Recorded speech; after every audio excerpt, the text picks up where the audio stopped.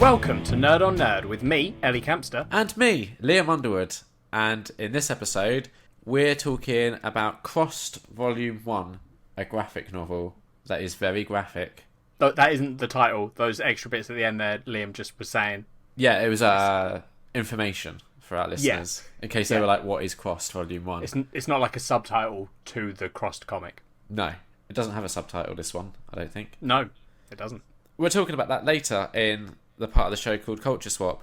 Before that part of the show, it's time for catching up with Ellie and Liam. So catch me up. Yeah, it is. Why catch did you pause for so long? I was waiting for you to start catching me up. So what you usually ask, whatever. Liam, I've done a couple of things. Okay. One of them is like, I think a fairly quick thing to talk about, which is I went up to London with my dad to see the Tower of London currently has for the 100th, for the centenary of the end of World War One. Yeah, they've got the whole moat of the Tower of London is full of these like burning flames that they light every night. Okay, and you can just go see them. I think it's a lot. I thought I knew the number, but I don't. I think it's a lot of flames. Yeah. So I went up to London to see that with him. I didn't realise until like literally today that it was 100 years ago. I mean, that's why that film came out. They Will Never Grow Old. Yeah, I didn't realise that they released that for the 100-year thing. Yeah.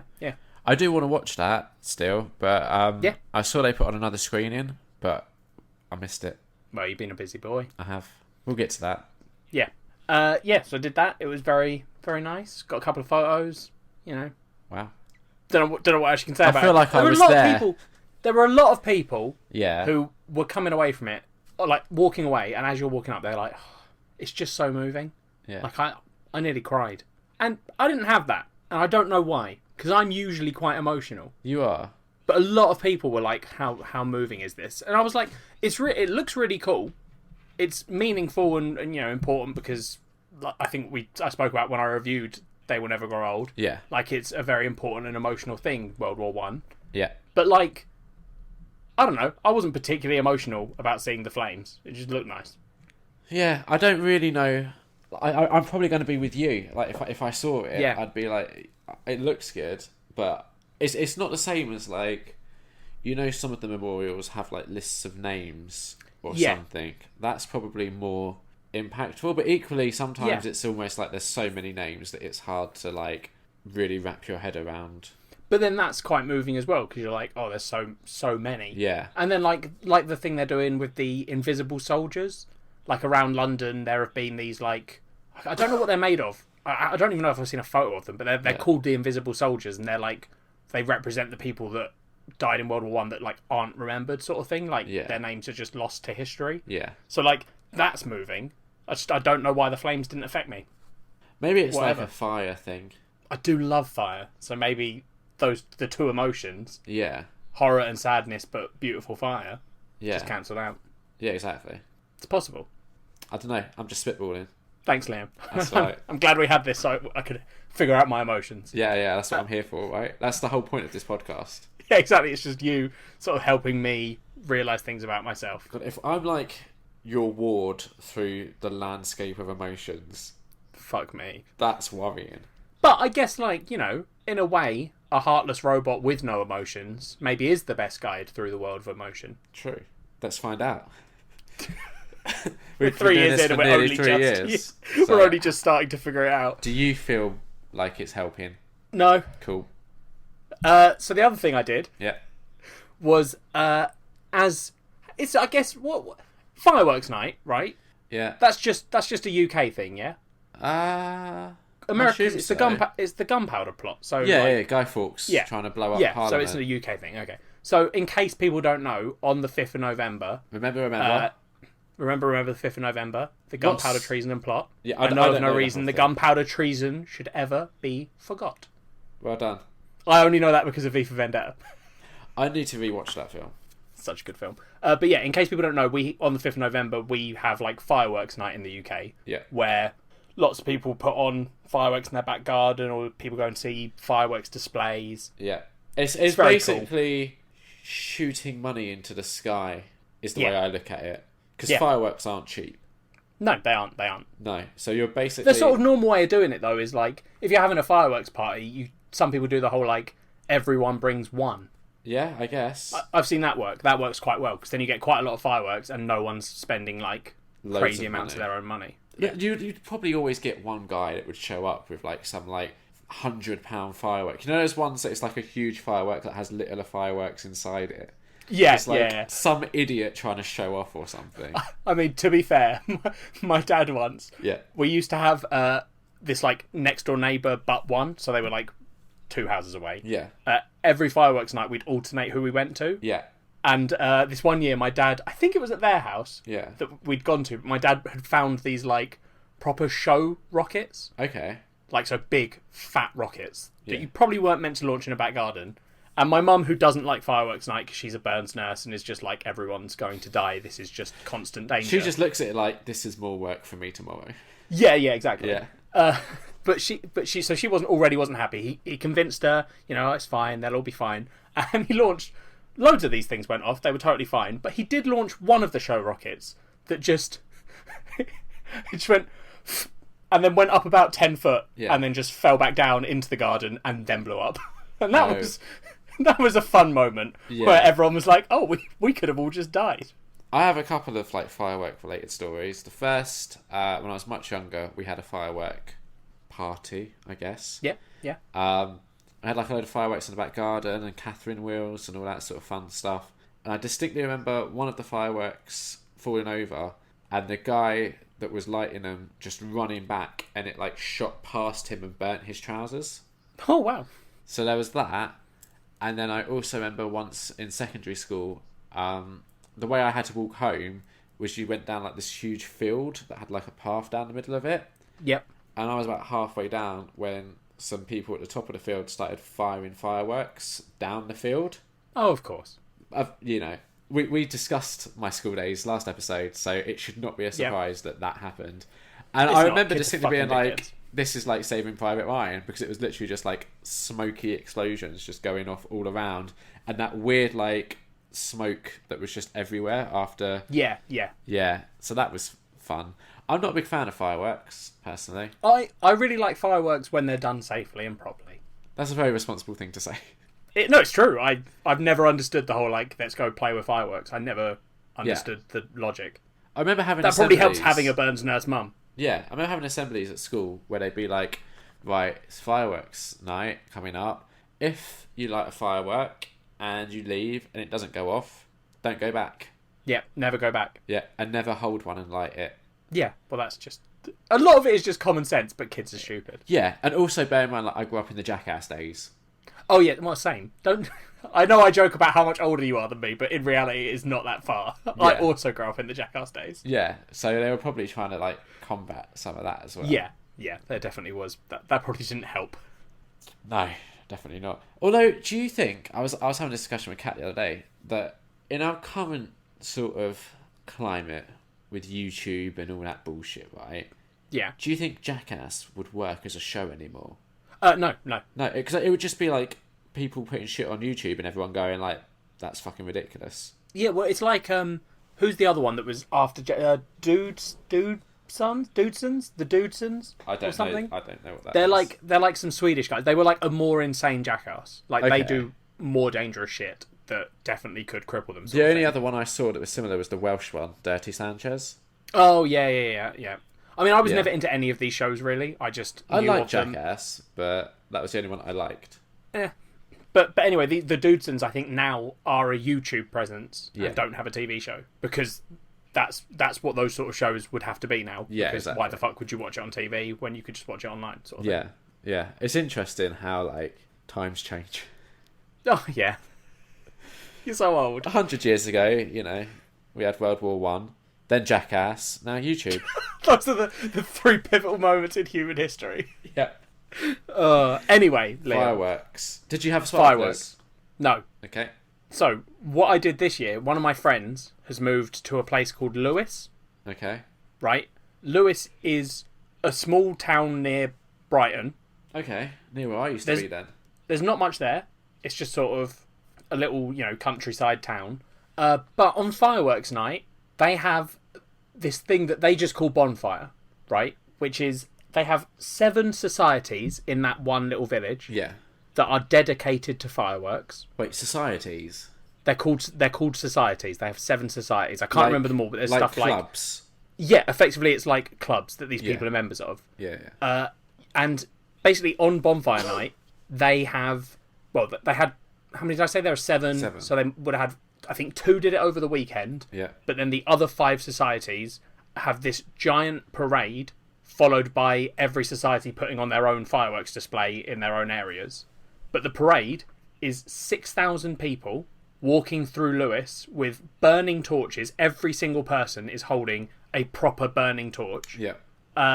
They walk through the town, and then there are also people in their parade. There are people carrying these massive metal burning things that hold logs that are literally just roaring fires that they drag through town. Yeah. And then they also have people who have what they're called rookies, which are basically some old firework they used to use to scare off crows from fields. Okay. They are literally bombs that explode very loudly. Yeah. And what they do is they just drop them as they're walking along. They light them, drop them on the floor, they blow up, everyone cowers because it fires out a tiny concrete plug that just zips into the crowd. This doesn't sound safe. It's not. It's very fun. It doesn't sound fun either. Oh no, it is. Honestly, the atmosphere of it is really cool. People ever get it doesn't hit? actually. The only way you could get actually hurt is if it hit you directly in the eye. So me and you are safe because we wear glasses. Yeah. That's the only way you could get actually hurt. Like, I got one hit me in the shoulder. One of the other guys I was with got hit in the stomach, and it was just like you felt something hit you, and you were like, "Oh, that's one of those things." Right. Okay. So it's not really dangerous. Yeah. And I mean to show how undangerous it is for the crowd. After you do the parade, you go to your chosen society to see their fireworks. Yeah. So we went to, I think it was Commercial Square was the name of the group. It's either them or this group called Cliff. I can't remember which one. Yeah. But what they do there is they have a bonfire. Yeah. Like you're imagining, except their bonfires are about 4 stories tall, maybe 3 stories tall of a building. Yeah. They light that all on fire. Then they have this thing where someone dresses up as the Pope and everyone throws rookies at him. That includes him getting hit in the face with them and it exploding on him. And it's a lot of them that get thrown at him. Why? Something to do with the Catholics burnt 13 Protestants in Lewis. So it's in remembrance of the 13 Protestants that were burnt alive. They have this parade. So who, gets chosen to be the Pope? I think he's just... I'm not sure who he is in the society, but he was clearly someone sort of fairly high up in the society. Do you think he had to do it willingly, or was it like a punishment? I don't think they forced him, because that would be illegal. If they were like, it's your turn to get hit with fireworks. Yeah, it sounds ridiculous, quite honestly. It's honestly insane. Yeah. But he stands up there for a while getting hit, and then they started the fireworks display, and hands down, it is the best fireworks display I have ever seen anywhere. How long did it go on for? In total? Just the fireworks display? Probably 30, 45 minutes. See, that's the thing with them. I get bored after 10 minutes. I mean, I don't think you'd have got bored with this. Maybe not even 30 minutes, to be honest. I mean, the thing with this is, the problem with main fireworks displays that I've always had is there's a lot of, not downtime, but it's all they try and do it to music. Yeah. So you get all the there's a firework, there's a firework. All very, very big. These guys were like, there's no music. There is a sort of show to it in terms of it, going off in order or whatever. Yeah. But it's the way they do it is they have these huge, what we call guys. So people used to burn a Guy Fawkes on bonfire night. Yeah. They have guys that are current political people that you might not like. So like what you have in America with the KKK rallies. Yeah, kind of. Yeah, I guess. So you went if to you want to associate with the KKK. Of a KKK rally. No, because that would be the BNP, who had nothing to do with this. They were burning guys of Theresa May and Boris Johnson, who are currently fucking up Brexit and stuff. So I think that was the main reason. Nigel Farage. Well, no, he's not really doing anything anymore, Liam. He's not even. No, he sort of made his mess, and now he's scarpered. Well, he just fucked up because he went, "If we get Brexit, I'll leave." And then they got Brexit, and he was like, "Oh, whoops." I thought he wanted Brexit. Yeah, no, but that was the point. He was like, "That's my mission done. As soon as we get Brexit, as soon as we leave Europe, I've achieved my goal." And then they did it. Europe yet. No, but he was like, "Well, fuck, I can't really do anything because that was my whole thing." Yeah. But anyway, this is beside the point. They basically so you get a load of fireworks going off, and then at the end of each segment of the display, the guy itself, they don't burn them, they fucking explode it with what felt like dynamite. Right, okay. So you'd have all these fireworks going off, and then it would sort of stop, and then you'd hear bang, bang, bang, boom, and literally it just like vibrated everything. It was this huge bassy explosion. Yeah. It was insane. It does not sound like a fun night. It's honestly, I've never been to better fireworks, and it's so fun. Okay. I think we have different ideas of fun. I like being inside in the warm, watching TV. Yeah, well, you're what I would call boring. Yes. Yeah. And happy to be. Sure. Those are the things I've done, Liam. Okay. So I think we all just can't wait, Liam, to hear all your stories of the big move. I've got more important news before that. Oh. Something that we did that clearly wasn't that important to you because you've already forgotten about it. If the listeners could see the look on Ellie's face right now as she's desperately trying to remember what it could possibly be that we did together. Is it us guesting on a podcast? Yes. Oh, that's okay. I thought it might be that we'd actually done together a thing that we were gonna Yeah. We you know what I mean. We guested on Too Fast, Too Forever, the Fast and the Furious podcast, which is hosted by our friends Joe and Joey, who also do the Zack Attack podcast, which Liam was on. Yeah, you weren't. Whatever. But I'm fine. Oh no, I didn't have to watch a Zac Efron film. It wasn't a Zac Efron film. It was Ashley Tisdale in Sharpay's Fabulous Adventure. It's even worse. But yeah, so we went and watched Fast and Furious, the fourth Fast and Furious film. That episode's already out because they have an insanely quick turnaround. Go listen. Yeah, honestly, go listen. I think we had a really good time. I really enjoy recording with them. Yeah, yeah. And I'm so envious of just like how smart they are. What is this? You sound like you... Listeners, I know Liam just did the whole if you could see what Ellie's doing, but Liam just had this proper like schoolgirl crush moment on Joe and Joey. He went, they're just so smart, and then sort of put his head in his hand. It's like, it's annoying how smart they are. Like, not only like I've mentioned before, like the whole idea. It's not annoying. The whole idea of their podcast network is just like, I'm insanely envious. I've discussed that in the past, but also on this Fast and Furious podcast, one of the games that they play is just such a stroke of genius that it honestly is. Such a good game. It annoys me that I'm lumbered with Ellie, who can't come up with an idea to save her life, as she'll find out later. Yeah. But yeah, so this idea of a game, I think they called a game something like "Boy, have we got a podcast for you?" Yeah, and that is what it's called. It is just so when they have guests on, everyone finds a tweet on Twitter. It can be anything, preferably to do with Fast and Furious, but it can be anything.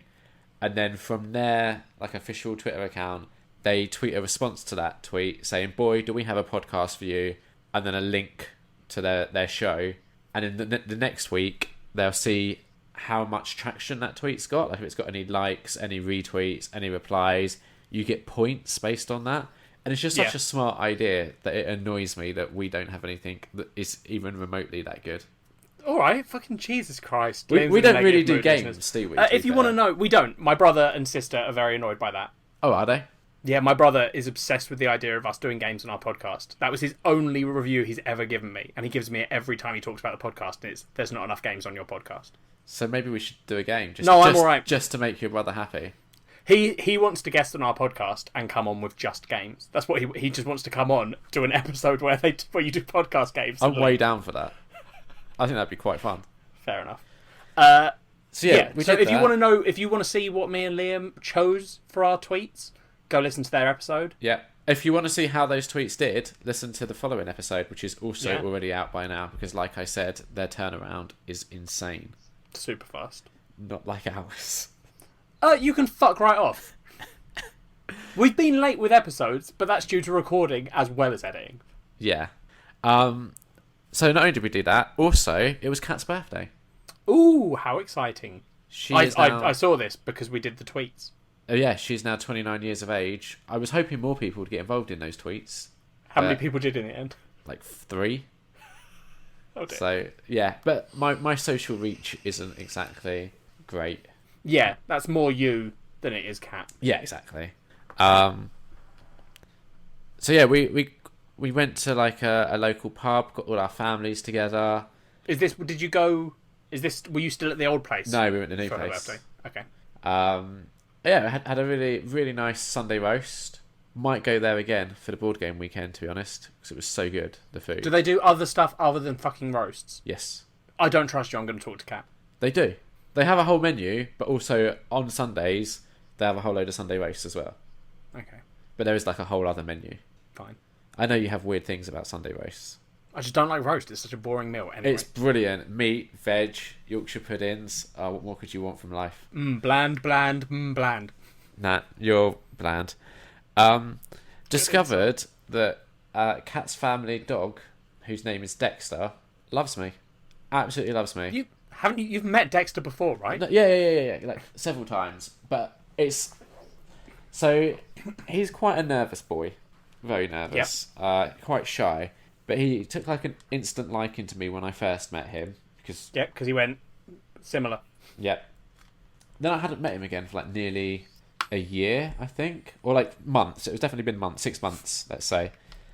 On Kat's birthday, we discovered a fun game where my mum met him for the first time, and Dexter would run up to my mum, give her a kiss, run up to me, give me a kiss, and we were all sat on the floor. Kat was next to us. He'd then look at Kat and just go, nah, and he'd just repeat this game, and Kat would be like, it's my birthday, do I get a kiss? And every time he'd just look at her and he'd be like, nah, and then he'd go back to doing this circle of kisses until he got to Kat. It was brilliant. Jesus. It was such a fun game. But yeah, so Kat's birthday was quite a low-key affair because that week, I believe, we had moved house. Okay. So I've probably discussed on the past that we've been looking to move because we've been looking for a while now. Well, I think everyone knew you were talking about moving last episode. Yeah, so we now did it. Still lots of unpacking to do.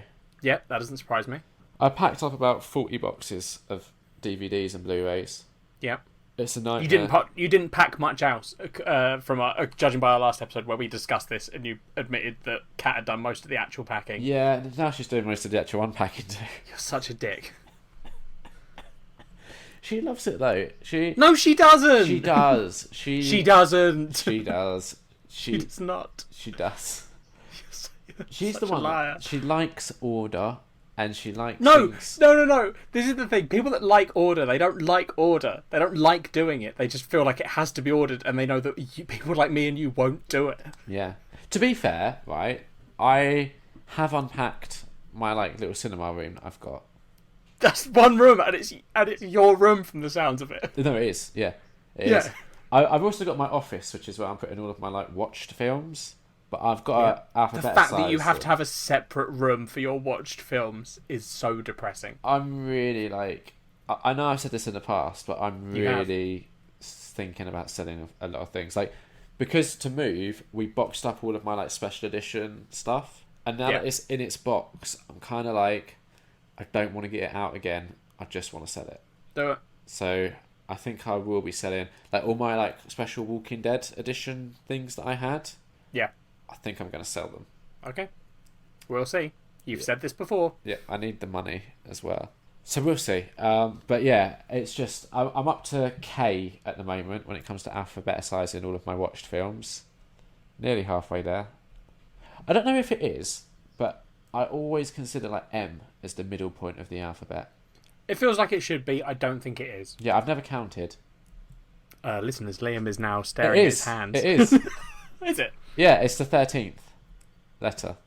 Ellie is now counting with her fingers. Oh yeah, no, it is. He's right. Yeah. So that's good. Look at that, listeners. You learn something new every day listening to Nerd on Nerd. So I'm nearly halfway through the alphabetising process. I got Captain. But there'll be less films in some of the letters. Do you when you alphabetize? Do you do so? Say a film that starts with the Avengers. Yeah, that would be A. Yeah. Okay. Yeah, and I've got so you're not going to numbers suddenly at the get to front T as well. and have like. Like, yeah, I'm not one of these lunatics that's like, oh, if it's 2001, that starts with a T. I'm like, no, it starts with. People don't do that, do they? Some people do. That's broke. Those people are idiots. What I did do, which was a huge mistake, is. I hope this is something that is just as bad as this. I've got my Criterion films. Yeah. So they have like numbers on their spines. and I organised all those by spine number. Oh no, that's silly. It took ages. It took so long. It's also. Wait, are they all together, but in their numbered order? Yeah. Okay. Oh, that's more okay. Okay. Yeah, I put them on their own like special shelf. Yeah. Okay. So I can get behind that. I thought you meant they were like interspersed amongst the other that'd be numbers, crazy. and I was like, oh, that's vile. Yeah, no, that would be horrible. Yeah. How would you do that anyway? What do you mean? Well, like, how would you intersperse it but keep it in its like spine number order? Well, it would be in their what? Because the spine number Yeah. would determine what order they're in. Like, as in, so like, say you had the film. Oh, give me a film with a number in the title. Oh, okay. 2001: A Space Odyssey. Yeah. Right. Yeah. I think that's yeah. So that would go after 2 on the Criterion list. Oh, that's crazy. No, that's weird. Yeah. No. Exactly. Yeah, We're both agreeing that this is crazy. Yeah. But yeah, so I'm getting there. My hope is to have everything unpacked in time for the board game weekend, which is in 2 weeks' time. It's not gonna happen. Oh, yeah, 2 weeks' time, isn't it? Yeah, weekend after next. Yeah. So that's my lofty goal. But we've also got some furniture to build. So. Oh, what stuff that you dismantled and then have to rebuild, or stuff that you bought? Stuff that I brought. Fair enough. I brought some cube units because we ran out of space for all of our comics. Yeah. And we brought a dining table and chairs that need to be built. Oh, okay. So we've got somewhere to play the board games on. Yep, makes sense. Yep. So, yeah, we now live in Basingstoke. It's alright. We're still renting. The house is nice. The area is okay so far. It's early days. I haven't really, got my bearings yet with where everything is. I haven't even gone to the cinema since we moved. Yeah. And we've been here, be 2 weeks on Tuesday. Yeah. So, depending on when this episode goes up, we'll have either been here 2 weeks or not. Probably on Tuesday, I'm aiming for. Yeah, we'll have been here 2 weeks by then. But yeah, so that's everything I've been up to. Fair enough.